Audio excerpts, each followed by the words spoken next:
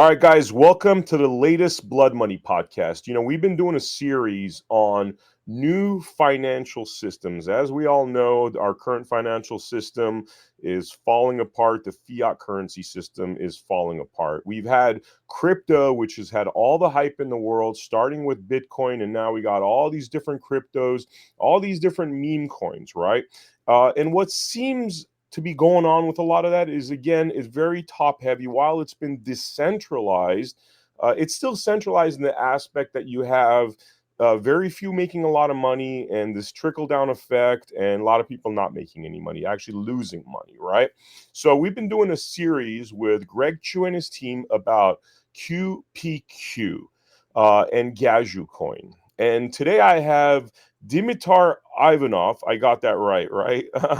You did really well. It's Really well. And Ivanov, but you are a yeah, software engineer with yes, QPQ and Gaju Coin, correct? yes, exactly. Awesome, awesome. Well, why don't we just dive right into it, man? Tell me what you do with the company, what you guys have been up to with QPQ, and I'll ask questions as they come up. Yeah. Well, I'm involved in literally every part of the software that we're writing, and I don't know. Shall I tell you about myself? Because Yeah. I have First, tell us a little bit about your background, where you came from, and how you got involved in this crypto world, and obviously with Greg and QPQ. Okay. So basically, I've been involved in computers all my life, but my first job was developing banking software, and I saw the sausage factory from the inside, and I have found a lot of bugs in production that were running with actual people money, losing money, and I had found a bug for one really big. I cannot say the name of the company, but it sells electrical parts and they do factoring. So basically, they've accumulated a couple of $1 million lost of their customers, and those money were not gained by anyone. They were simply lost in the database Wow. because the database was so poorly designed. So there was a small rounding error. It's like a joke, but this really happened. There was a small rounding error, and money were taken from the accounts of the people that were paying the debt, Hmm. and that wasn't accounted for. So basically, those money were simply taken and they were vanished. Wow. And this And this is accounted for. because of bad software? Yes, and this is Wow. because of centralized software, and Hmm. this is because of software that cannot be audited. Like nobody can read the software for that particular company and say, "Oh, that's a bug. That's really bad. You have a bug there, and you're hurting actual moms and pop shops." How Uh, wait, how do they make it where you can't like do a audit of the software? Is it's just built to be not auditable? It's built to be secret? yes, it is. It is centralized. So basically, you Okay. go to your bank, you cannot see your bank software.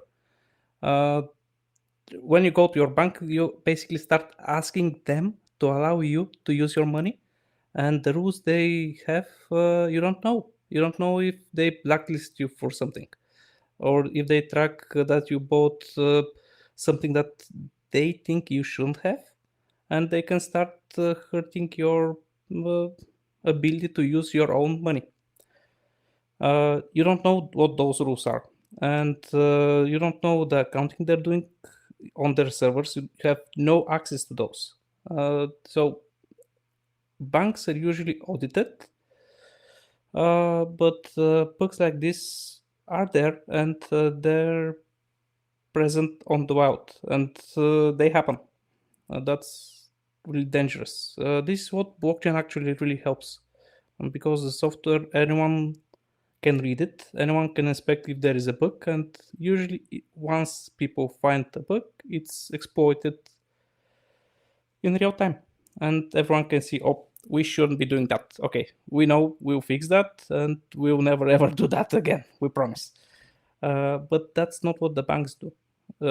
with this example with the bank, what happened is I escalated this to the highest management there, and they said, "Okay, now delete those emails that you sent us, and we'll never talk about this ever again. This never happened. Fix the Cover up, bug." mass cover up. Yes, yes, I mean, yes, isn't that exactly. illegal?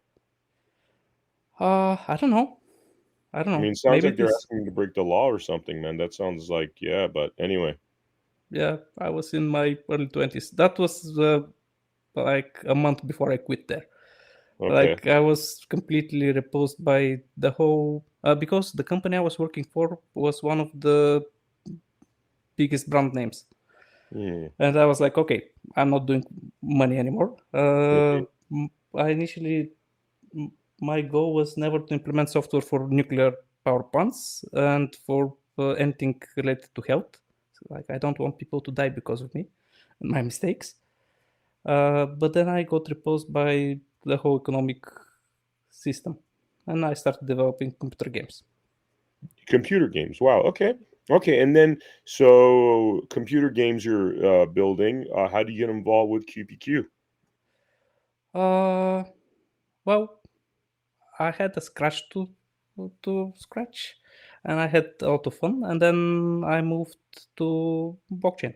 I worked for 7 years on a project called Eternity, and met great people there. I've met all the people in QPQ there, and at some point, the direction the project went was, oh, how do I say it?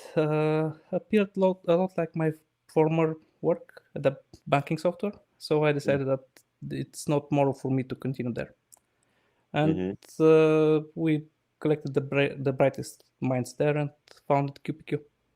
Wow, wow. Okay, so one of the things I've been hearing, and it's obvious that you've gone through similar experiences. When I'm pitching people QPQ, because since I met Greg at CPAC, I've been sharing this idea, trying to help him build a following. Obviously, the people we hang out with are, the perfect marketplace. If we could convince them, there a lot of them, because of the sort of thing you're talking about, have said, "Oh, how do we know it's not a scam? How do we know that it's not just another crypto or meme coin where somebody's going to make a whole bunch of money and the thing's going to drop in price, or it's not going to be what's promised?" Tell me what makes. Obviously, you have a moral conscience. Obviously, you didn't like what the central banking systems were doing. What is it about QPQ, in your own words, that makes it special and credible? That's a really big subject, and I'm not sure if I can share all of it. Some of it is we have a lot of patents pending, so I'll walk on a thin razor here. So bear with me. Initially, when blockchain started, really, it's a product of a lot of minds developing and building one on top of the other for the past many years. It's long before Bitcoin started, but Bitcoin started around the banking crisis, and that was really what triggered the interest in Bitcoin, because people wanted to have decentralization, authority of their own money, and freedom, really, because we've lost that. So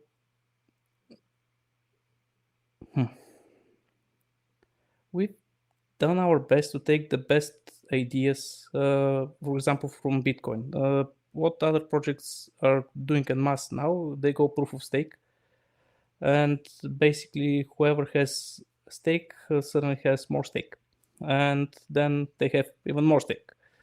And this is not fair, in the sense that if you want to join the club of the ones that can stake, you have to buy a lot of coins to join.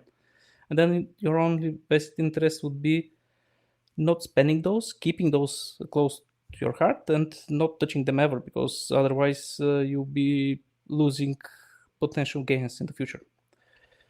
Bitcoin is not like that. Bitcoin is proof of work. So whoever has a computer can start mining, spending electricity and computer CPU cycles in order to produce special magical hashes, which are just a proof that you spent some time with your hardware. And anyone with a computer can do that. This is much more democratic and free for anyone to join, to participate, and to earn, in our case, gadgets. This is how Bitcoin started on a single machine, then a couple of machines, and now it's boiling the oceans. Uh, we've taken a bit different approach, and while we're still proof of work, and we're still producing hashes essentially. Well, we are not really producing hashes, but we are looking for cycles in a graph, which is less CPU intensive and more memory intensive. And for that, it requires much less CPU power. And since memory is much more cheaply available than CPU, it's much easier to onboard people. You don't need special hardware. So that's our plan for democratizing the coin. Anyone with a computer can start mining and producing coins from themselves. And the value of that coin would be based on if you can actually use it for money. We want to use it for exchange of value, and we're building actual shops. So you can buy stuff for Bitcoin. And I had eaten a burger for Bitcoin. A friend of mine bought me a hamburger and said, "Okay, I pay that with Bitcoin now," and that's really cool. But that's exotic, and Bitcoin cannot possibly handle, like, it has 6-7 transactions per second and cannot handle the whole world buying hamburgers, right? But Gajumaru can, and it's a really good means for exchanging value.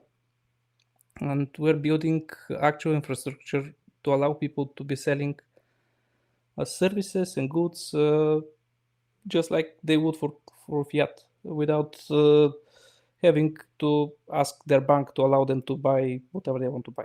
So the mining of it, Bitcoin supercomputers, it seems like you need to have a lot of money, kind of reserved for people that are able to get these supercomputers. But the way Gaju works is you could just be mining on an old laptop that you don't even use, and it's networked with computers worldwide, and that gives it the computing power based off of memory. Yes, exactly. And the more computers we have, the better security the network has. So, for example, I have a couple of laptops here with me, and they're lying and doing nothing, and they could be mining gadgets. And the hardware requirements are really not that high, and you can join with a really old machine that could still be viable in the network. I don't want to be a FOMO guy, fear of missing out. But while the network is small and the rewards are high, there is a high incentive for people to join mining pools. So basically, Bitcoin mines one block every 10 minutes.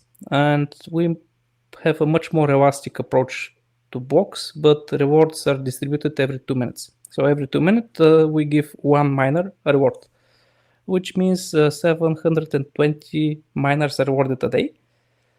But since we're expecting thousands and hundreds and thousands and millions of people to actually join the ecosystem soonish, those 720 blocks a day is not enough to reward everyone. So instead, we're building mining pools. So instead of you mining for yourself and having to persist the whole database and everything, you simply install one small program and take care just for that, not for the whole blockchain node that you would otherwise have to run. And you're doing your best to mine during that time.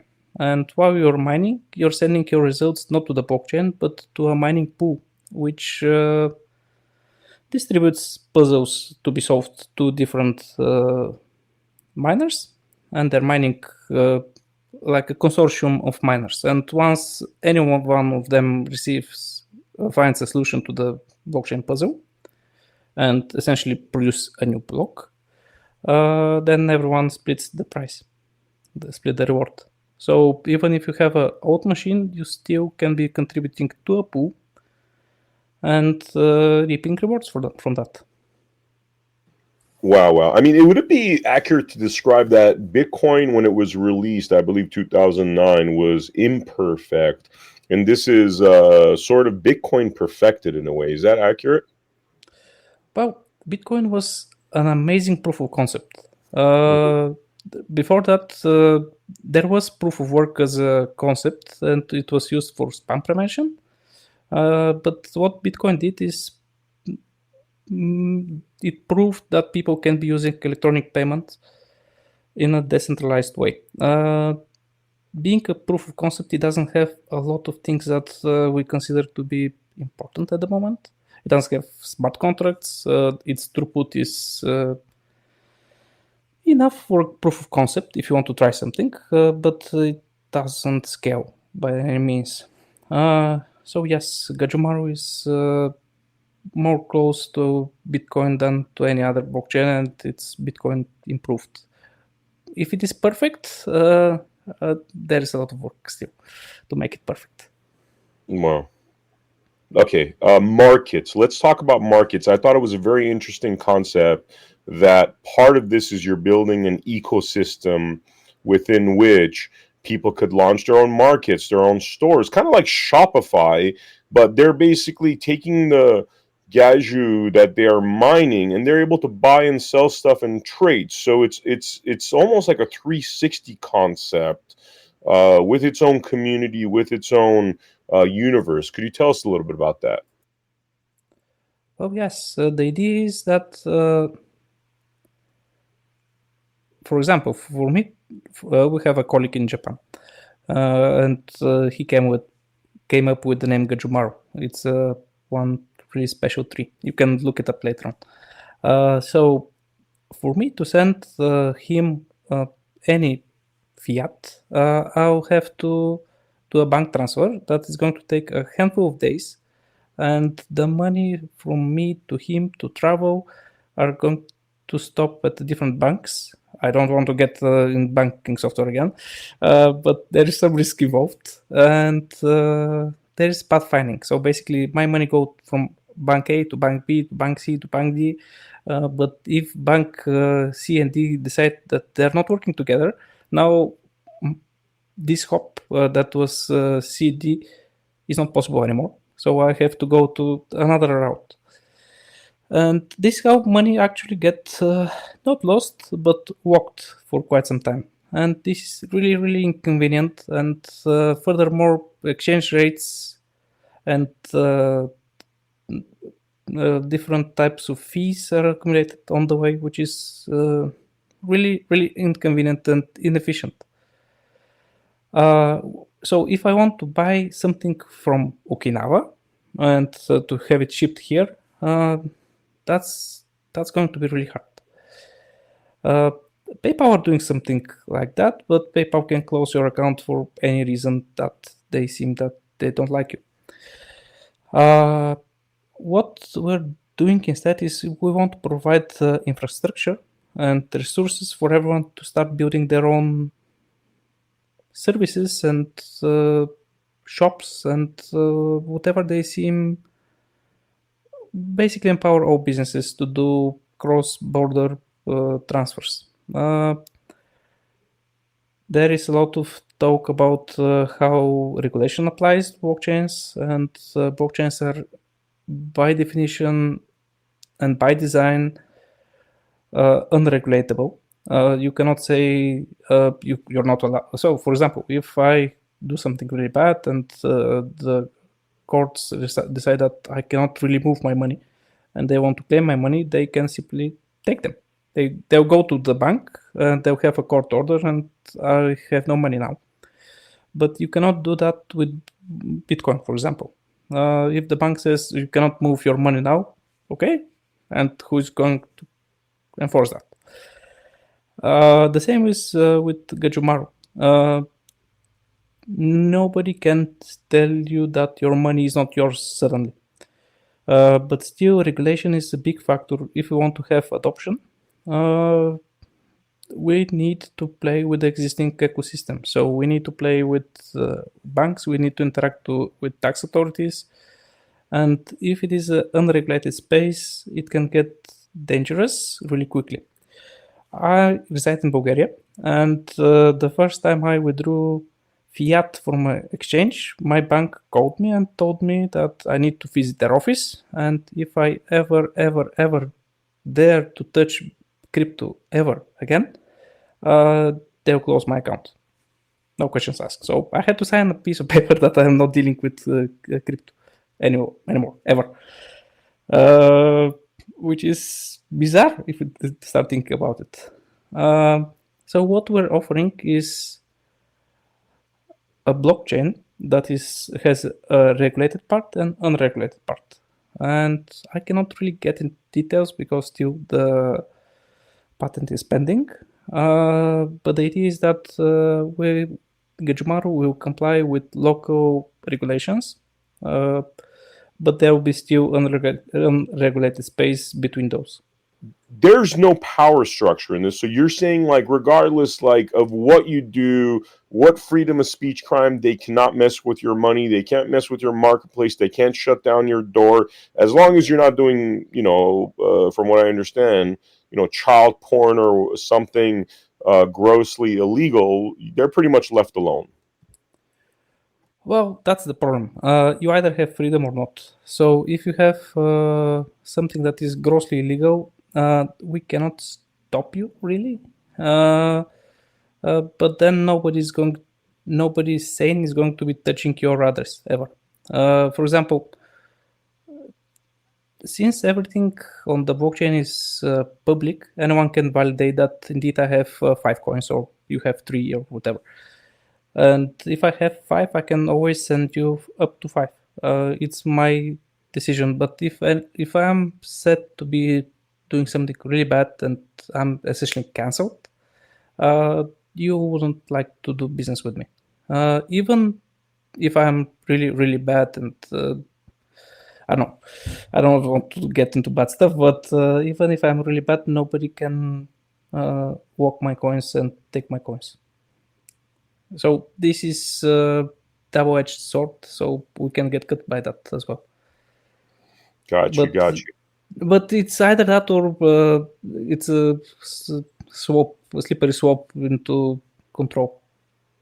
So, I mean, it seems like, doing the morally right thing, not being tyrannical, not being, letting these criminals centralize back, that seems to have been something that was important to you. Do you feel like what you're working on right now with Gaju and QPQ, I mean, is this the perfect bullseye for you and where you stand as a human being? Yes. So I always wanted to develop computer games, and I was really happy doing that. But this is completely dwarfed by whatever we're doing in QPQ. Like, this is the most fulfilling thing. Well, except my kids. This is the most fulfilling job that I've ever done. Like, on every level, like, it fills me spiritually, inspires me to do, because you see the news, you see what happens over the world and how tyrannical authoritarian regimes start imposing their will upon people. And we still have chance, we still have time to build an alternative system to allow people to be free. Amazing, man. Is there anything we didn't talk about QPQ and in your lane within QPQ and Gaju Coin that's important to mention in this podcast? We are approaching a milestone moment when we'll start opening the gates for people to start mining. And we're doing, we're working really, really hard, like 15, 16, 17 hours a day. So if I'm not my primes, I'm sorry, but my head is a mess. Like, I've slept a couple of hours and for quite a long time. Working hard. I think now it's funny because the first time I did an interview with you guys was with Greg. It took about 3.5 hours. Now I get it. I think the people are going to get this. I think it's a brilliant idea. And I'm looking forward to seeing you guys become wildly successful. And as a result, the people become wildly successful, because this is sounds like it's like the first we the people concept, as opposed to we the elite or are we the very rich people type concept? Yeah, for me, it feels like discovering the printing press. Wow, wow, wow. Dimitar. Exactly. Did I get it right? All right. Yeah. Man, thank you so much for coming on the Blood Money podcast. We really appreciate you. We're going to do a roundtable soon with all the guys from GadgetCoin and QPQ. For the viewers out there, make sure you join us at AmericaHappens.com, where we have our featured episodes, also our Rumble channel at America Happens, our Roku channel, and my X account at Not Van Miller, as well as America Happens 1 on X. I will see you all on the next episode of Blood Money. Take care.